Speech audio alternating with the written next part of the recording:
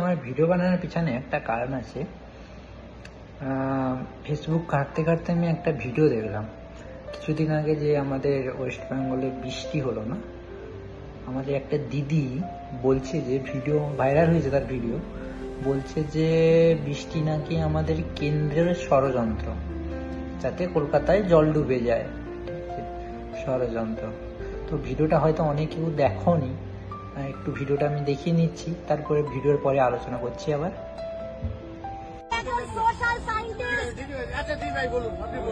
আমি জানতে পেরে গেছি যে এই যে বৃষ্টিটা হচ্ছে, এই বৃষ্টিটার পেছনে সাইন্টিফিক রিসার্চ আছে, যেটা আমরা নিজেরা আমি কি ইউনিভার্সিটিতে পড়েছি, যে আমরা কোন একটা জায়গায় ক্লাউড ফরমেশন করে, যে আকাশটা দেখতে পাচ্ছেন, ক্লাউড ফরমেশন করে আমরা বৃষ্টি করতে পারি।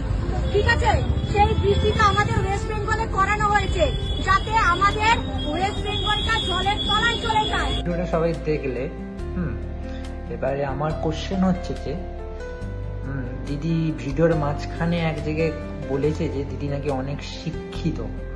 ঠিক আছে, এবারে শিক্ষিত মানে দুরকমই শিক্ষিত হয়। একটা হয়েছে যে জাস্ট 25 নাম্বার পেয়ে পাশ করা শিক্ষিত, আর একটা হচ্ছে যে ভালো result, first class, second class, third class পেয়ে ভালো রেজাল্ট করে পাস করা শিক্ষিত।